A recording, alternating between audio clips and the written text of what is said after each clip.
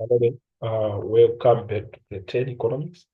In this video, we want to look at an economic common test of province of KwaZulu-Natal. So we are going to start on the first question that we have on that question paper, and that is the question on section A. So remember, this question paper is meant for our revisions as we prepare for our March test. So we go to the first question that we have. Remember, section A is compulsory. So we have to take note that. So on the first part, we have got our amount. We choose the correct answer from options are given. Then write only the letter next to the question number. So we're given how to present your answer book. So in this video, on the first part of the question, we've got 1.1.1. The study of money and the banking industry in the country is called. So we are given different options there. So you'll see that the correct answer that we have there is monetary economics.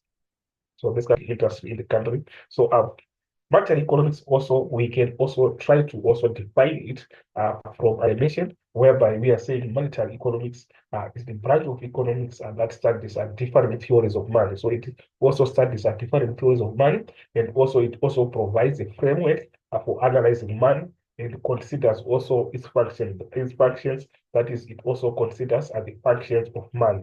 So basically, that's what we have in terms of the explanation or description, and that we have on monetary economics. So on the second part of our question, that is 1.1.2, it reads the withdrawal of money from the circular flow is referred to as.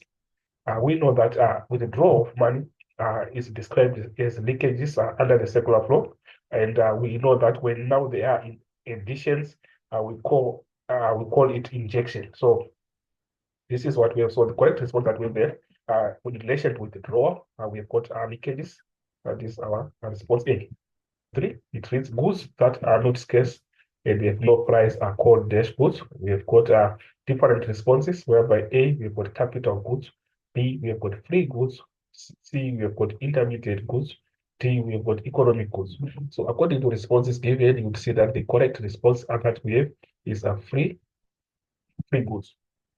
So free goods also, we can also try to explain it. Free goods as goods that are not scarce and also that are available without limit. So if we have got goods that are available without limit, we call them free goods. So they also have a zero opportunity cost. So we can take note of other characteristics or other features that we have in terms of our free goods. So 1.1.4, the method of production where businesses rely on lot of workers that the machinery is called test. So remember, the approaches are that we have, we've got two main approaches in terms of production, whereby we have labor intensive and also we have got capital intensive. So in this case, we have got a lot of workers, so it's in relation to labor, so it's going to be labor intensive. But if we have a lot of use of machinery rather than workers, we call now that capital intensive. So basically, the correct response that we have there is A, which is a labor intensive. So going to the next part, 1.1.5, a study of the application of statistical methods in economics is called. So we have different responses whereby we've got economic history, labor economics, monetary economic, econometrics. So you would see that the correct response that we have is econometrics. So econometrics is the one that is the study of the application of statistical methods in economics. So basically, again, economics, I can give it a further description or further explanation whereby we are saying it is also an application of statistical methods to economic data in order to give empirical content to economic relationships. So when we are giving empirical content to economic relationships, we also relate it to econometrics. So basically, that's what we have on 1.1.5. So going on to the next question, which is now on the same section on question 1. Reads a match column A with the description in column B. Write only the letter. So you are given column A, and also you are given column B. So we are going to pick explanations of descriptions that we are having in column B that matches the term that we have in column A. So the first term that we have is opportunity cost. So we know that opportunity cost is the cost or the value of the best alternative for gold. The cost of value of the best alternative for gold. So in relation to all responses, you would see that if you go to a B, it reads at the value. of best alternative that could have been chosen. So the alternative for going that is the alternative that could have been chosen. So basically we are saying under opportunity cost, if you have got option A and option B, and option A has a value, we can just maybe try to say option A has a value of 20 rand. Maybe we have chosen option B, which is worth 30 rand. So the alternative are A. So option A becomes opportunity cost. So our opportunity cost in this scenario, we have got at 20 rand. So basically that's what we have. Then explanations that we are saying we have B as the correct response. So we can just try to just indicate our B. That is on 1.2.1. Then moving on to the second part of our question, economic goods. So we know that economic goods are goods obviously that have value. They are goods that have value.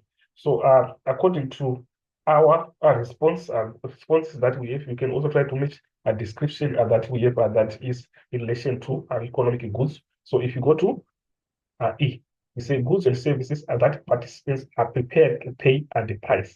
So basically, that's the most appropriate response that we have in column B. So E is the correct. Then from there, we go to 1.2.3, which is saying money flow, which is saying money flow. So money flow, we know that in the circular flow, we have got two different forms of flow, whereby we have money flow and free flow. And we know that when it's a money flow, it's in relation to the movement of cash, and we have that on C, whereby we are seeing movements of cash in the circular flow is the money flow. So we have C. So the other one is real flow, whereby real flow is represented by the movement of goods and services.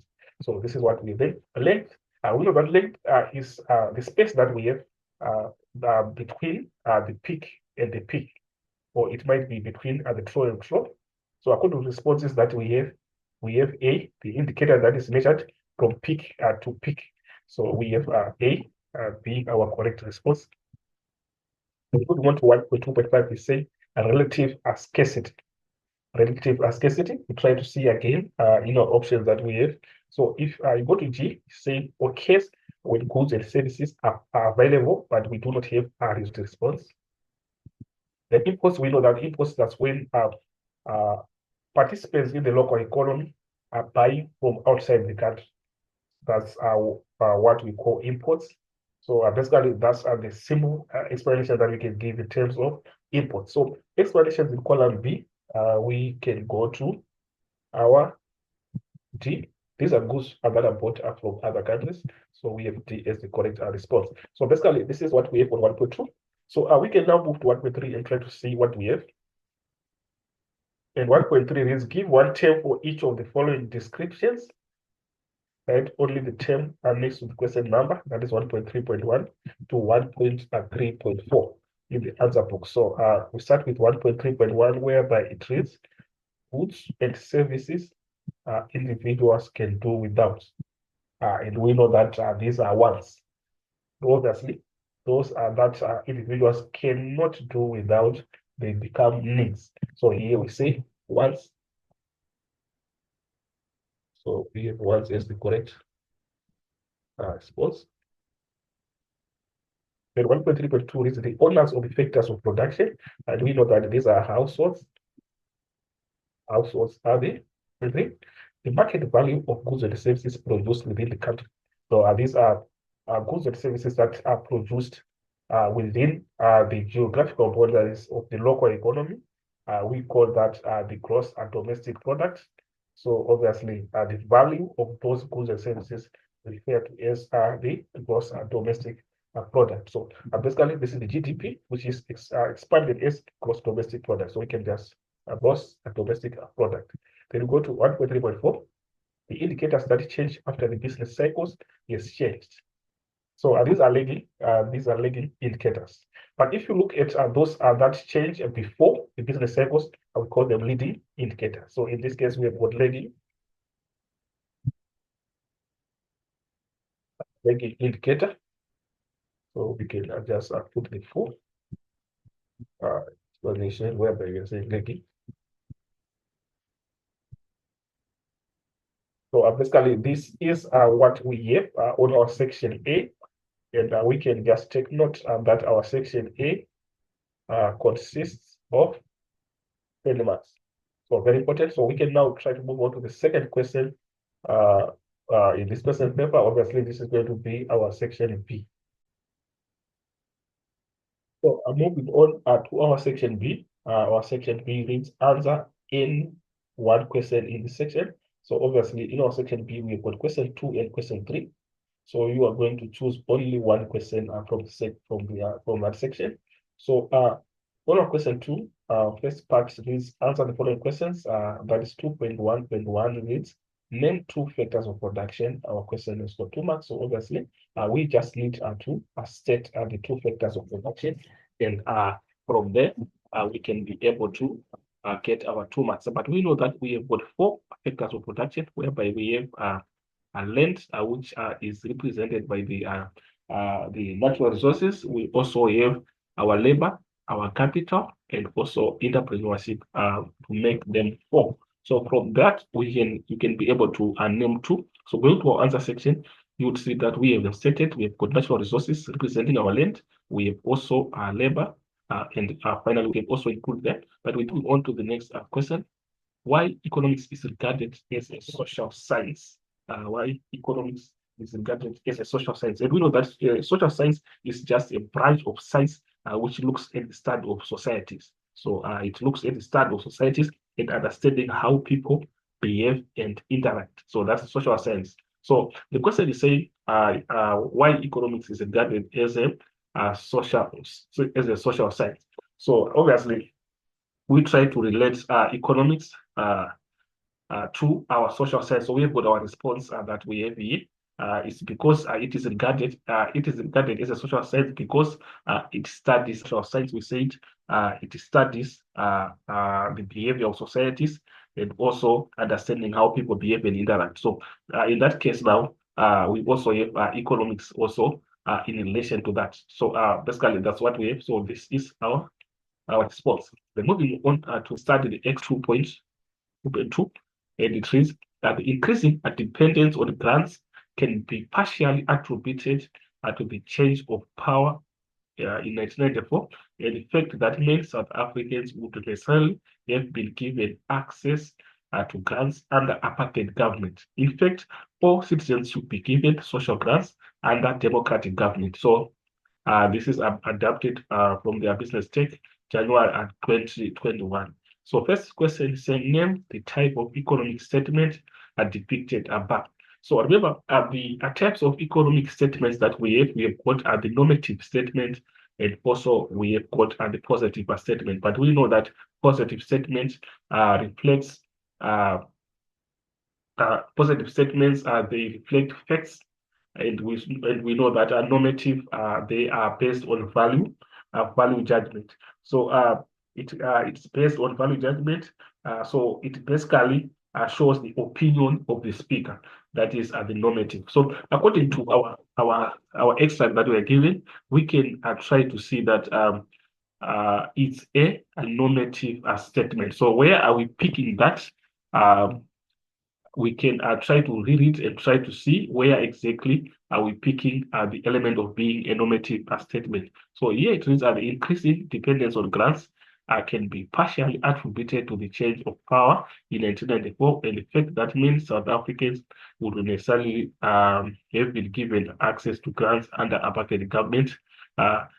In fact, all citizens should be given social grants under democratic government. So you'd see that this is reflecting the issue of opinion. As we are saying, it can be partially attributed to the change of power. So basically, we are seeing that there's an element of bringing out an opinion of a certain party or individual. So it becomes a normative statement. So basically, this is what we have.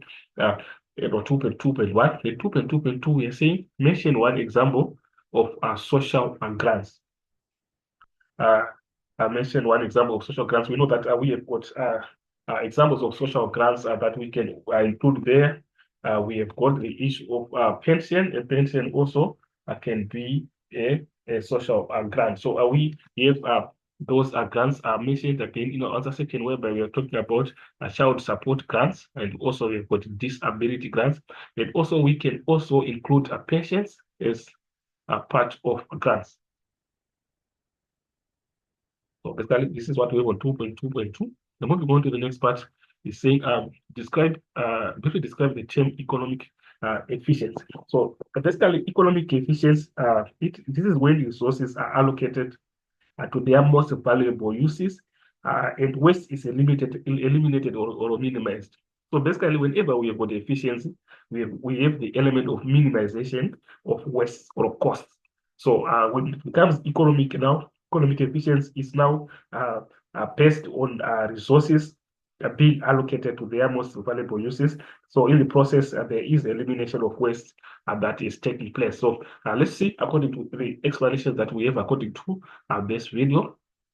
So you'll see that it reads economic efficiency occurs when we make the best use of resources to produce goods and services. So the best use of resources is the one that is coming up with the process of allocation of resources to most valuable uses, so that we minimize the wastage. So basically, that's what we have on this part 2.2.3. So moving on to the next part of the question, we say, why does economics involve scientific methods? So remember, scientific methods involves issues of observations from certain scenarios. So how can we relate to economics in that way? But we know that in economics, economists like scientists do collect data that will help them to predict the future.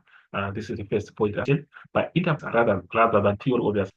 So to formulate a hypothesis, we know that a hypothesis is generally a proposed explanation based on observation. So that's what we have in terms of explanation on hypothesis. So these are the points that we have on 2.2.4. So moving on to the next part, which is going to be on 2.2.5. How can models be used to explain economics? How can we have models explaining economics? So obviously, the issue of models, we are relating to the issue of constructing some graphs so that we can try to depict information that is in question. So we go there and try to see how can we have that. So models can be used to explain what is happening in economics and predict what is going to happen next. So they can enhance the issue of analysis of data in terms of what is going to transpire in the future to come. Then the second point is saying it is something to base policies and decisions that illustrates and explain a particular theory. So you see that they can also enhance the issue of articulation of theories. That is the model. So basically, this is how important models are in the context of economics. So basically, this is what we put in 2.5 and 2.2. So we move on to the next part, whereby it's now 2.3. It reads, study the picture below and answer the question that follow. But we see that the picture is not all that clear. But we are seeing, it reads land pollution, the land. So we can try to see the question in relation to that. 2.3.1 reads, name one other type of pollution. We have got 1 mark, but we know that other types of pollution that we can also have is water pollution. That is the most basic form of pollution that we can also try to bring there. So 2.3.1, we are having water pollution. We have also air pollution as forms of pollution, water pollution, and we've got air pollution. So we can try to see it from that point. And then we go to the next part, which human right is violated in the above picture. So remember, this is land pollution. So they are saying which human right is being violated. So obviously, we've got the right to a clean environment, right to be in a clean environment can be a right also that can be violated from that angle. So we see, according to our response, that we have the right to clean environment. So we have the right to clean environment being violated in that case. We go to the next part of our question, which is say, briefly describe the term pollution. Briefly describe the term pollution. But we know that pollution basically is the absence or introduction into the environment of a substance which has harmful or poisonous effects. So anything that is introduced that is going to have a harmful or poisonous effects, maybe to the environment, to the human beings that are living within that environment, is pollution. So let's say the brief description that we have according to this video in terms of pollution. 2.3.3, it is when people put harmful substances into the environment. Basically, this is a simplified explanation of pollution. We go to 2.3.4. Explain why does the right to fair labor practice, why do we regard right to labor to fair? Remember, we do that because to prevent exploitation of labor during work in workplaces, so that labor is not exploited. So exploitation of labor can be explained from the point of view of payment of low salaries and wages, maybe that are below the poverty line, can also be described as exploitation of labor. So even the working conditions, they might be harsh working conditions that the workers might be exposed to. So that's why we can have the right to fair labor practice. So let's try to see, according to our explanation that we have there, to protect workers against poor working conditions. So the poor working conditions, those are the harsh working conditions that we are talking about. The long working hours protect workers against unfair discrimination in the workplace. We have got discrimination that can come from different angles. It might be in terms of racial basis, in terms of the issue of being from an inferior racial background, for example, being black, and also might be based on sex, being female, and then obviously you might be discriminated from that point of view. So we go to the next part of our question, which is 2.3.5. How can government solve the problem of pollution? So what solutions? Posing green tax on the production of goods which cause pollution. So basically, we are saying the production of goods which cause pollution. Remember, we are saying on the description of pollution that we have got emission of substances in the environment which are poisonous. So when we impose green tax, obviously we are discouraging the production of those goods. So what exactly is green tax again? So green tax, basically, it can be also called an environmental tax. So an example of a green tax, we can talk about carbon tax, which reduce greenhouse gas emissions. So it is the carbon tax, as an example of green tax, is imposed to reduce greenhouse gas emissions. So that's how we can also solve the problem of pollution by imposing a green tax. So on the second point, developing cleaner and safer technology that put less wastage to the environment. So obviously, in the form of air pollution, we have the machinery that is being used. The use of modified machinery that are not going to impose some it's not going to pollute the air. Remember, obviously, the old-fashioned equipment and outdated equipment, obviously, they are obviously not efficient in the process of production. So obviously, they're going to pollute the air. So we are saying developing cleaner and safer technology that put less wastage in the environment becomes the second point. We go to the third point, which is saying taking action that encourage people to participate in programs. The last point is the issue of pollution can take place due to ignorance and not generally not knowing that the acts that the society are doing is their acts that are going to lead to pollution. So being educated or being informed on the way to operate in the societies can be also an effective way that can solve the issue of pollution. So basically, this is what we have on 2.3.5, but we still have some questions that are under 2.3. 2.4 is differentiate between macroeconomics and microeconomics. So we are seeing that the question is asking about the discrepancies that we see between macroeconomics and microeconomics. But obviously, we need to first understand what is macroeconomics. And also, we need to understand what is microeconomics. So macroeconomics and microeconomics. So we can start by trying to describe macroeconomics. But basically, macroeconomics is from the world, is an analysis that is from the whole economic point of view. That is macroeconomics. Then microeconomics is from an individual. It might be an individual industry point of view, or individual firm, or company or business point of view. So let's try to see macroeconomics. We are saying macroeconomics is deals with the structure and behavior of an economy as a whole. Dealing with the structure and behavior of an economy as a whole is macroeconomics. And micro, we are saying, as the branch of economics that studies the behavior of individuals and firms in making decisions regarding the allocation of scarce resources. So we are seeing the approach are being different. So we are saying that under macroeconomics is an aggregated point of view that is looking at the whole economy point of view. So that's the main difference that we can try to deduce.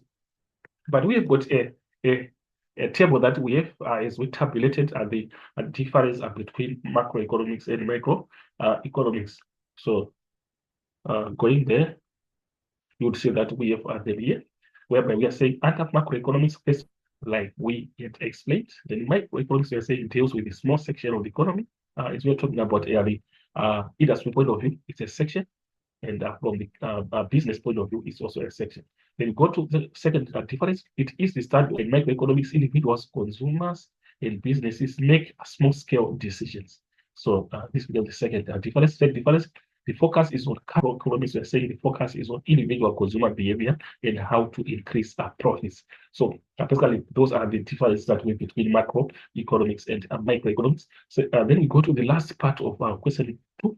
I would say, how can the scarcity of natural resources affect the production of natural resources, affect the production of goods and services in the economy? But this is very simplified, as we are seeing that as we have scarce natural resources, obviously these natural resources are going to, some of them are going to be used to the production of the inputs that are going to be used in the production processes. So obviously, if we have scarcity from the basis of natural resources, it's going to affect the chain as we go forward.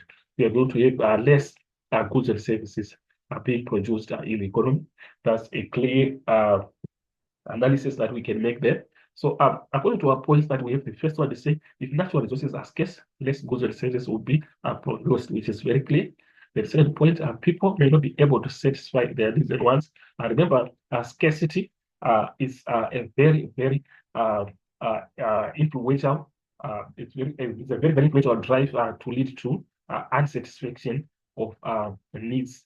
And once that is, we are going to have many consumers are not being satisfied when we have less production of goods and services. So people may not be able to satisfy their needs at once. It's because we do not have adequate production that is taking place in the economy. So this is the second point. Third point, this would also lead to less employment opportunities, thereby increasing poverty, which is also another point. Then next point, less opportunities for international trade. Remember, international trade basically is described within context of the exchange of goods and services between different economies. That is international trade. When we exchange goods and services between nations, we call it international trade. So obviously, for us to engage in international trade, we do have to produce the goods that we should use to exchange with other countries. So if we have got scarce natural resources, it means also the goods and services that we are going to produce are going to be less, and we are left with a few or little or no goods to exchange with other nations. So basically, less opportunities for international trade. So that becomes a problem. Then we go to the next point, which is the last point. The country will rely on imports of intermediate goods, which will cause outflow of money. Obviously, as there's scarcity in production, it means we are also going to have the local consumers not being satisfied, so they go and buy from outside the country. So in that case, we are going to notice an outflow of income to outside the country. Remember, in the circular flow, imports are part of leakages. So in that case, it's not a good position in the economy, and also it's going to negatively affect in terms of the balance of trade and the balance of payment. We are going to have deficit positions or negative positions, which is not a good position. So basically, this is what we have, guys, in terms of question 2. Obviously, our next question is going to be our question 3. Moving on to our question 3. So our question 3, we are seeing that is obviously on the circular flow. So our first question is answer the following questions. We've got 3.1.1. Name two methods are used to calculate GDP. And we know that GDP is a representation of gross domestic product. And we can try to define it as we are saying GDP is the monetary measure of the market value of all the final goods and services are produced and rendered in a specific time period by a country. So we are saying that the monetary value of goods and services that are being produced within the boundaries, the international boundaries of a country. Domestically, it becomes our gross domestic product, and it's usually measured within a period of 1 year, which is on annual basis. So our question is asking us two methods used to calculate GDP. So we're going to see that we can employ what we call the income method. We can also employ what we call the expenditure method and also the production method. So we have those approaches are being mentioned in our section, whereby we have a production method, income method, and then expenditure method. So we have got the abbreviations that represents each and every method. We have got P for production, I for income, and then E for expenditure. So this is what we have. Then moving on to the next part, which is saying how can leading indicator be used in the economy? How can the leading indicator be used in economy? You'll see that they are used to forecast economic activity. They are used to forecast economic activity. So we have again that articulated in the answer section, whereby we are saying by predicting the future performance of the economy is the first point. Then moving on to the spend in the future, so that good resources. So this is what we have on that part. We move on to the next part, which is saying study the diagram below and answer the questions that follow. So in the diagram, we see that obviously this is a circular flow. We are giving different participants that we have there, whereby you've got households, firms, goods markets, factor market. And obviously, we've got the exchange of real flow and money flow between two different participants. So our first part is saying measure the economic phenomena shown above. Obviously, we are saying this is the circular flow. So as simple as that, we are saying circular flow 3.2.1.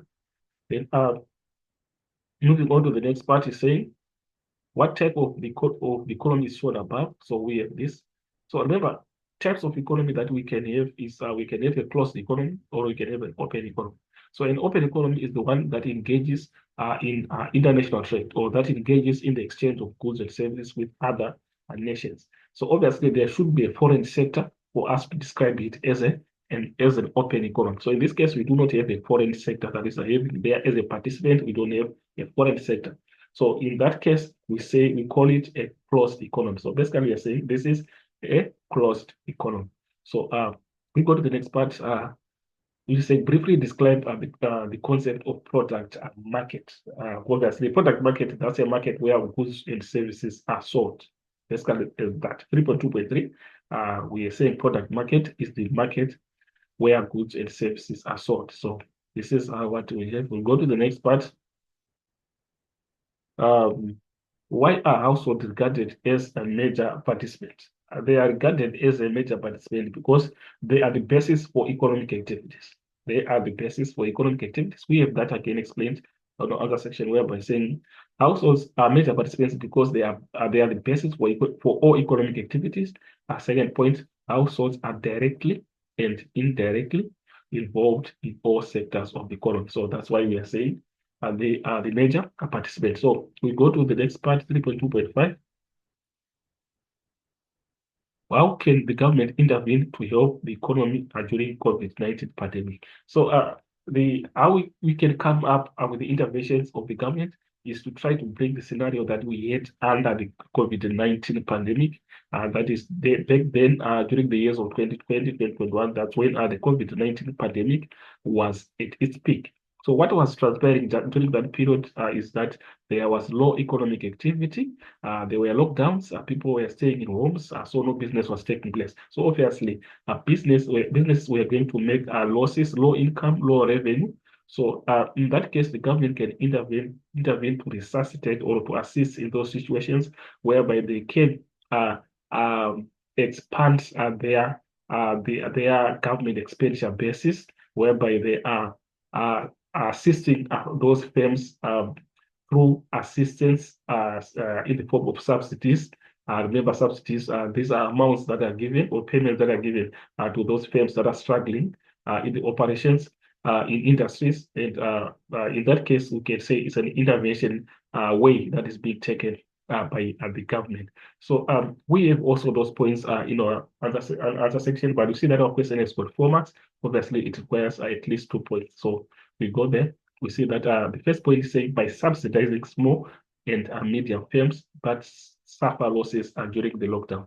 So subsidizing, remember, is just assistance, monetary assistance that is coming from the government as they assist businesses that are suffering losses during the lockdown. But remember, these businesses are going to incur some fixed costs. They are going to pay rentals whether they are producing or not. So if they are not producing due to lockdowns, obviously they are going to suffer losses. So in that case, the government can chip in and subsidize by assisting them uh, in monetary terms. So this is the first point that we have. Then we go to the second point saying giving tax relief to businesses that are no longer making profits because of lower demand of goods. So tax relief can come in the form of maybe stopping some businesses to pay income tax, for example, as an indirect tax. Income tax is tax that is charged on profits. If some firms are relieved from that, obviously, they are going to be left with more of their profits. So, or if they are making losses, the losses are going to be reduced. So basically, that's what we have. Then, third point. Households may be given social grants to reduce poverty levels. So this can also be a way whereby households are being assisted through social grants so that those that are facing financial problems can be resuscitated from those positions. So the last point, you say government can increase expenditure in vaccination so that the economy will be opened. Obviously, this becomes the basic strategy that can be used by the government, whereby they are saying they increase vaccination so that they wipe out the pandemic and people can get back to business. And this is obviously going to increase the economic activity from the economic point of view. So this becomes the last point that we have. Then we can try to move to the next question and answer the questions that follow. We are given a diagram. We've got a graph with an aggregate demand curve, which has shifted from 80 to 81. And we also aggregate demand curve being negative as long. But we are seeing that there's a shift in terms of the E. Obviously, the E is the equilibrium point. Our prices are going to change from 8 rand to a new price that is P1 there. And also to a certain quantity that is supposed to be here, that is not stated according to the diagram. Then our horizontal axis being the GDP, and then our vertical axis being our price level. So first point is say identify the original equilibrium point from the graph above. But the original equilibrium point, obviously, we are seeing that where the AD is intersecting the AS is where we are having the original equilibrium. So basically, we can come here and see that this is our original equilibrium point. So E is the response. Then we go to the next part. Mention the new price shown by the expansion. So the expansion is being illustrated by a movement from AD to AD1. So they are saying the new price. So also the new price is going to be P1. This is going to be the new price. P1 is the new price. Then we go to the next part. Briefly describe the concept of economic growth. So economic growth is described from the basis of gross domestic product. So we first have to have gross domestic product so we can be able to measure economic growth. So economic growth, basically, we are saying GDP from one period to the other. If GDP has increased from one period to the other, we say there is economic growth. Increase in the total monetary value of goods and services, and that's being produced in a country, we call it economic growth. So there is issues that we can bring in related to economic growth, whereby we are saying we are going to notice expansion of production capacities in the economy. It's going to be related to economic growth. So we have a brief explanation that we have according to economic growth here. Before we go to the answer section, we can try to have again this explanation that we have in terms of economic growth, whereby we are saying it's an increase in aggregate production in the economy, which results in a rise in national income. It's also an explanation within the context of economic growth. So we go to our answer section and try to see what we have in terms of economic growth. We are saying economic growth is the improvement in the production capacity of the country. That's a simplified description that we have in terms of economic growth. So go to 3.4. Why is the trend line regarded as an indicator of a business cycle? Why is the trend line regarded as an indicator of a business cycle? Obviously, it shows the growth potential of a particular country. So, as is why it is regarded as an indicator of the business cycle, is because it shows the growth potential of a particular country. So, we have some of those points. We have on our answer section where we're saying it shows the growth potential of a particular country direction of the economy. So these are the points that we have. Then we go to the next part, which is say negatively affect low income earners. So obviously, if the price is increased, obviously we are going to see that low income earners are not going to manage the price, and obviously quantity of goods that are going to be purchased by low income earners is going to go down. So that is a negative effect that we can easily see in terms of increase in price. So we go again to see what we have in terms of our answer section. They cannot afford their basic needs, decrease, obviously. What they used to afford, they will no longer afford. Spenders, obviously, they wait for grants so that they take themselves up from their current position of poverty. So they depend on the government. So it's going to, obviously, it's going to suffocate the physical space. So this is what we have in terms of 3.3.5. But we still have some questions that we still have under this question, whereby we are now on 3.4, whereby it reads discuss endogenous and exogenous factors is used to explain the business side. So let's try to understand endogenous and exogenous factors. So let's start with the endogenous factors. But basically, endogenous factors, we are saying they are internal factors that affect the business cycle, and they are based on Keynesian view. The internal factors that affect the business cycles, and they are obviously based on Keynesian view. That's the best description that we can give in terms of endogenous factors. But we also have exogenous factors that now come as external factors, and they are based on monetarist view. So we can try to briefly describe endogenous and exogenous from that point. Then we try to see according to our explanations. First point, remember, if you go back to the question, it's saying discuss endogenous and exogenous factors is used to explain the business cycle. So we can try to relate that. Then we see that endogenous factors, these are the internal factors that affect the business cycles. They are also called the Keynesian view. So those are the first two points that we have. And then from there, third point says they believe that markets are inherently acting to stabilize the economy, the last spending, consumption spending, etc. So these are the points that we have under endogenous. Then exogenous, they are called monetarist view. They believe it's no need for the steps. So those are the explanations that we have in terms of endogenous and exogenous. Obviously, we are describing them. How we have a relation with business cycles. So this is what we have. Then we go to last part. How can injections increase economic growth? Injections, we say they are additions of income in the circular flow. So obviously, when we've got additions of income in the circular flow, we have got issues of investment is an injection. So when we have got investment, we are describing it from the point of view of new businesses that are starting to operate. That's an injection. So from that case, we are going to see that as new businesses operate, we are going to have more businesses that are going to produce those goods. And at the end of the day, quantity and the monetary value of those goods, we are going to notice an increase, which is going to lead to economic. So typically, those are the explanations that we are going to have on your answer section, whereby say putting more money back into the circular flow, that is of goods, which will create more employment. So we are going to see another positive macroeconomic position of employment that is going to come into play due to injection. Then we go to the third point, increasing the gap used for more education, and then encouraging exports so that more products of is exchanged for money. So those are the points that we have on 3.5.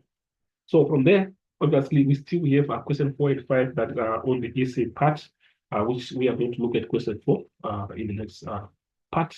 So let's just try to move to our question 4.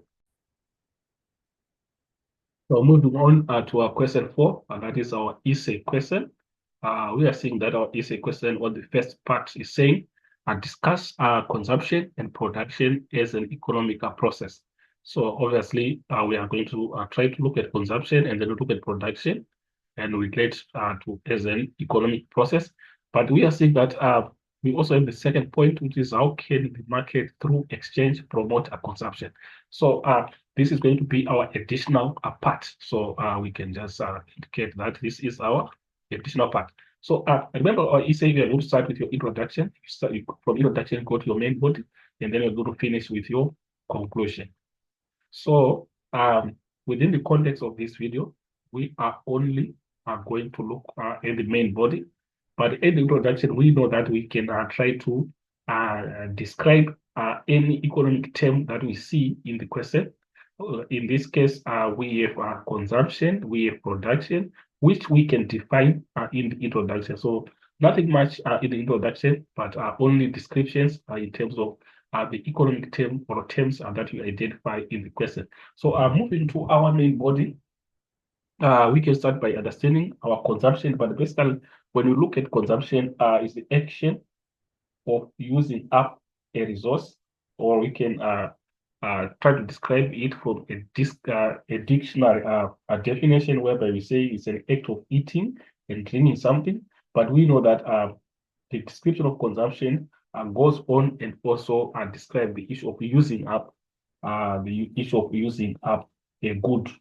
It's also a consumption. So consumption is not only about eating or drinking something, but also using something can also be consumption. So this is what we have. So according to information that we have in our answer section, we are saying that other consumption, this is the act of using goods and services. So this is the economic description that we have in terms of consumption. So consumer expenditure can be classified as follows. So we have durable goods, semi-durable goods, and non-durable goods. We also have services. So for durable goods, we are saying these are goods that are going to last for a longer period of time and can be used over and over again. So example of durable goods, we are given furniture. Then we look at semi-durable goods. We are saying these are goods that need to be replaced after a while. For example, clothing, slightly semi-durable goods. Then we go to non-durable goods. They are used up or destroyed and are only used once in production process. So we can see that non-durable, they are only used once. Services are those activities that we need for which we are prepared to pay. For example, we put a hairdresser. So services also, we can try to describe them as acts and the uses that are available to customers. Or we can say it's an act of use in relation to a consumer. So this is a service. And then we go to consumption now, types of consumption that we have that are listed there, whereby we have got immediate consumption, whereby it is when service or a product is used or destroyed when an individual uses it. For example, we've got eating. And then we've got deferred consumption. So deferred consumption, basically we are saying when a company buys a product that will be used at a later stage, usually after more than a year, it's a deferred consumption. So the payment has been done today, but it's not going to be used today. It is going to be used after a predetermined period. So it becomes deferred consumption. So we go to our production. Remember, in our question, we are saying consumption and production as an economic process. So now we are looking at production. So explanation of production says there are two kinds of production that takes place in the economy, whereby we have direct production and indirect production. So under direct production, we are saying the producer and the consumer are the same. That is under direct production. And indirect production, the producer and the consumer are different. And this type of production is seen in the industry and can be categorized as follows. So these are the categories of indirect production that we have. We've got primary production, which is described as the extraction of raw materials from nature. For example, we've got fishing, farming, and then the primary sector is the smallest of the three sectors in the economy. Primary becomes the smallest of all the sectors that we have in the economy. So moving on, you also see that from the primary from primary production, we've got secondary production, whereby these are manufacturing industries, where we've got conversion that is taking place of raw materials into final products. These are manufacturing industries which process raw materials from the primary sector into final products. For example, we've got the issue of turning gold into jewelry is a part of secondary production. Then we've got tertiary production. So tertiary production are usually related to services. This sector is involved in the distribution of goods and the provision of services. For example, we've got transport, wholesalers, and retailers. Then we also have methods of production. We are still under production, whereby we have the issue of capital intensive. We have described this in section A, whereby we talked about capital intensive and labor intensive. Then capital intensive, we said this is the extensive use of our machinery and capital equipment.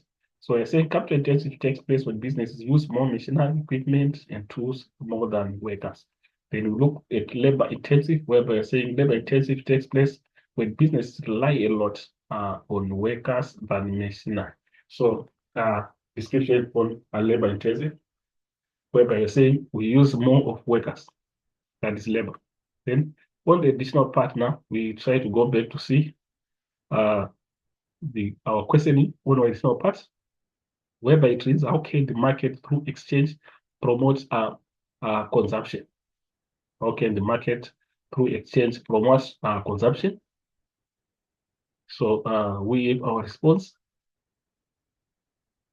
So it can the market promotes consumption by providing factors of production to the economy to which they are used for the production of other goods, and also by selling manufactured goods and fresh produce to retailers, also by providing services like education, medical needs, and other similar services to consumers in need.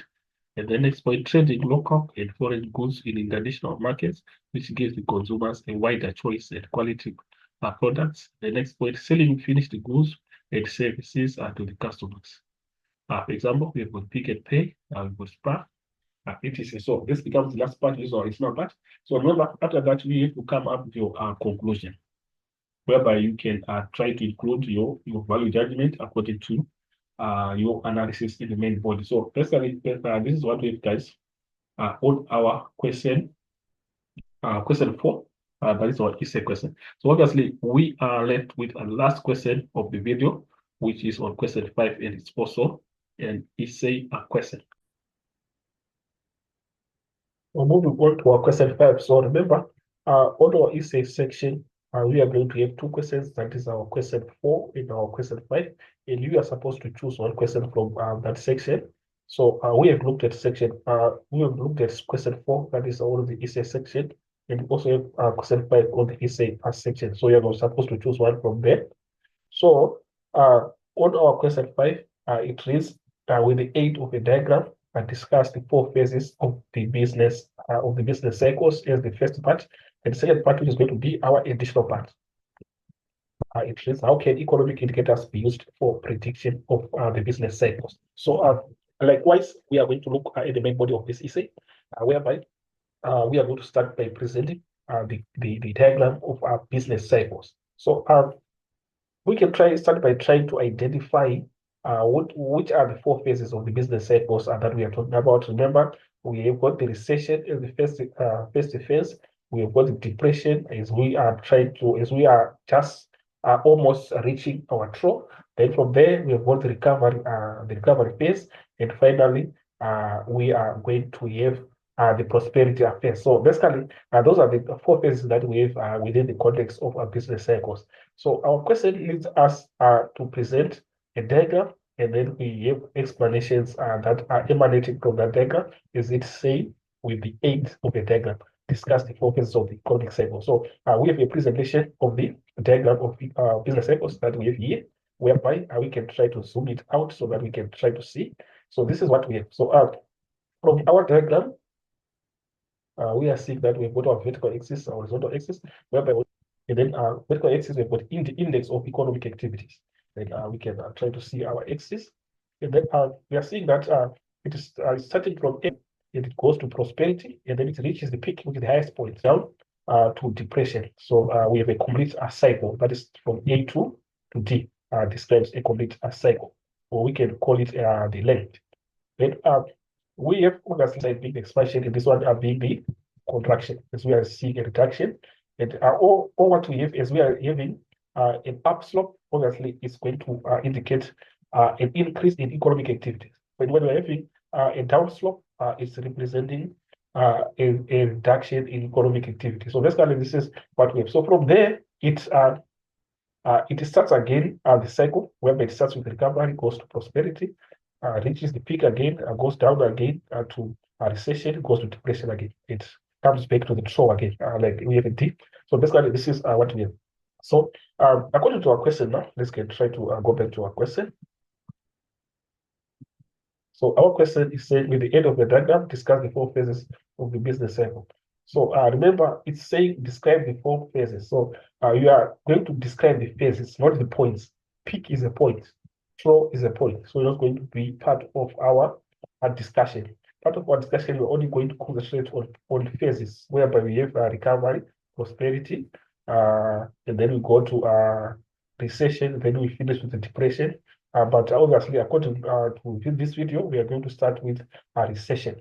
Then we go to depression, then we go to recovery, then we finish with our prosperity. So basically, we go to our part whereby first we've got period of recession. So remember, the period of recession is this period that we have here.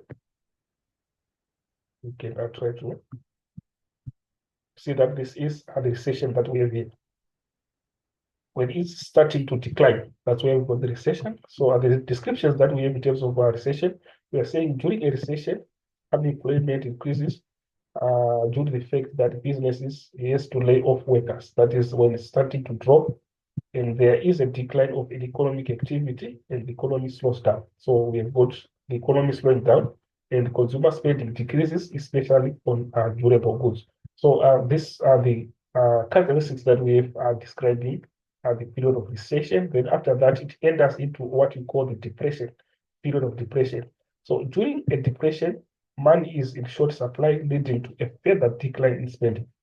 So the cycle is about to get to its lowest point. So if you come here, depression is here at this point. So we are saying at this point we have the cycle about to at this point it's about to reach this lowest point, which is the trough.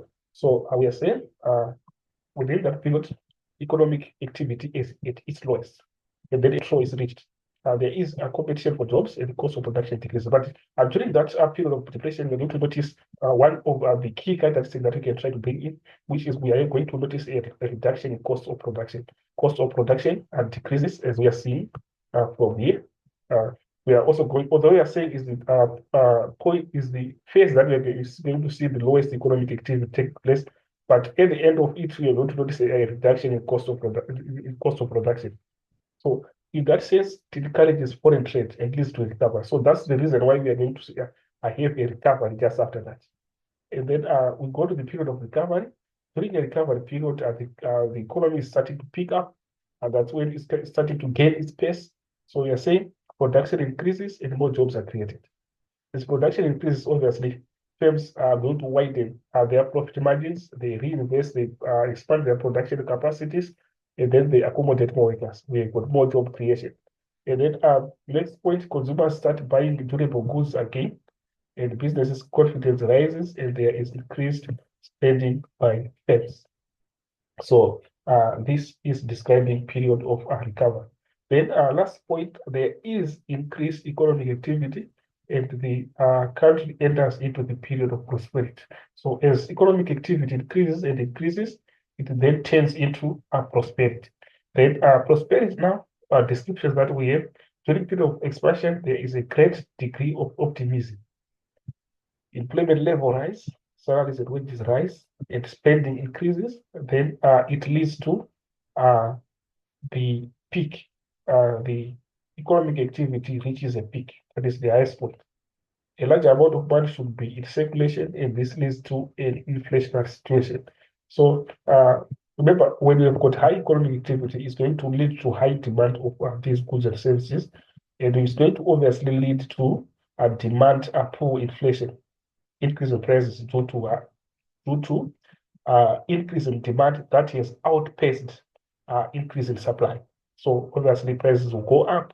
So that will obviously lead to inflationary situation, and that inflationary situation is going to negatively affect the economic activities in the economy, and it's going to lead to a recession again. And we are seeing that it becomes a cycle. That's why it's being described as a cycle. Then we are now going to our additional part, and we try to go back to see what does our additional part say. So if you come here, you see that our additional part reads, how can economic indicators be used for prediction of the business cycles? Obviously, they are going to show us what is going to transpire in the future to come. So other economic indicators, remember we have got the lagging indicators. We're going to talk about the leading indicators. We're going to talk about the coincidence indicators. So basically, those are the three indicators that we're going to talk about in the additional part. So we go to our other section whereby you see showing the performance. So I said economic indicators can be used for showing the performance of the economy. That is how the economy behaves. For example, if retail sales increase, expansion of economy is suggested, and vice versa. That is our first point. Second point, by using the leading indicator, remember we talked about three indicators: leading indicator, lagging indicator, coincidence indicator. So we are starting by leading indicator. So the statement reads, by using the leading indicator, the future performance of the economy will be predicted. So leading indicators assist to predict the future. Very important. The next point are the leading indicators arrive at the turning point earlier than others, which will tell the economy what is likely to happen in future. By using coincidence indicators, we are looking at the other indicator that we have, coincidence indicator. By using coincidence indicators, the current state of the economy will be shown. They arrive at the turning point at the same time as the economy, which indicates the real GDP at that particular time. Then we go to lagging. By using lagging indicators, they arrive at the turning point after the business cycle. So we are just give an example. The number of new cars sold will tell us if the economy was in expansion. So that becomes a lagging indicator. So basically, this becomes an extra part, and obviously you have to sum up your essay by a conclusion, which is going to be the last part. So hopefully the video was helpful. And please, let's not forget to subscribe to our channel. Let's not forget to share the link to our colleagues who are doing economics and return. Remember, more typical examination questions will be uploaded in this channel. So let's stay tuned. As for this video, I'm signing out. Let's meet again in the next video.